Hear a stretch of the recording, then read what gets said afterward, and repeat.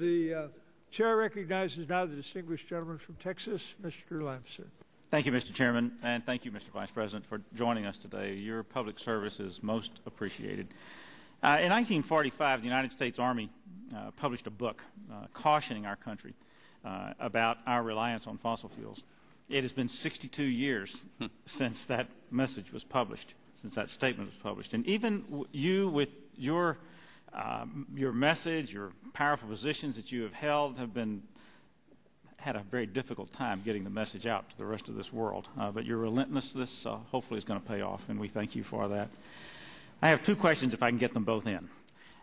First, if we take action to address our climate change challenges, don't we also address many other problems that we face? For example, can we also achieve air quality benefits, greater energy independence, and reduced traffic congestion, and maybe even more? And would you comment on that, please? Is that both your questions? No, that's just one. I'll get to the other. Oh, okay, yes. If we have the time, I'll get the other one in. Yes, I think that's absolutely the case.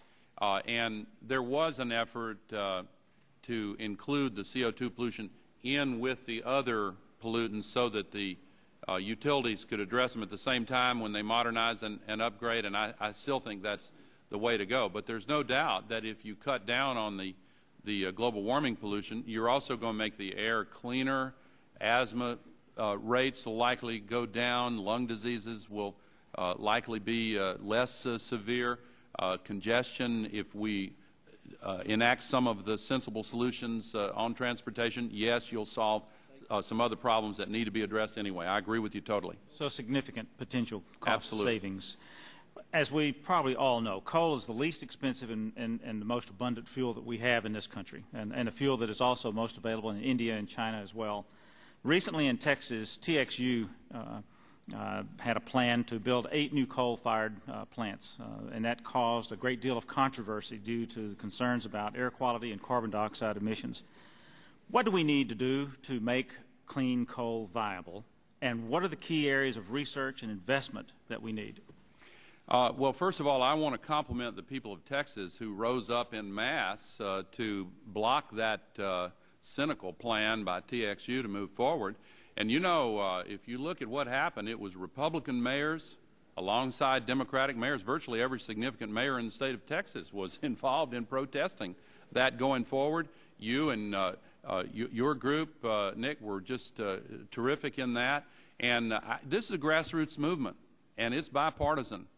And now to your question, we need to make sure that we accelerate the development of carbon capture and sequestration. And we need to avoid the easy assertion that if you just use it for enhanced oil recovery, that's sequestering it, because the geological deposits have to be ones that are not porous. We can't pretend that it won't come back up through, if it's put in the wrong places.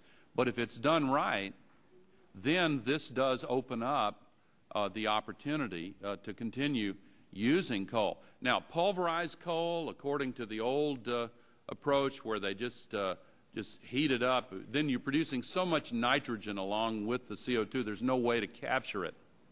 And new designs with oxygen enrichment, this is above my pay grade, but they say that there are ways to design these plants that make them capture and sequestration friendly. Now, a lot of times the problem is you have to have the geological formation close enough to the coal deposits and also close enough to the places where you're going to sell the electricity to make it all economically feasible. The places that are doing the best job appear to be Norway and Iceland, and they're storing it offshore under the seabed where the water pressure holds it in place safely. But coal's future depends on getting an accurate price for carbon in the marketplace and the speedy development of carbon capture and sequestration technology. Thank you very much. I have other questions, Mr. Chairman. I'd like to submit them for the record, and I yield my time. So ordered. Chair thanks the distinguished gentleman.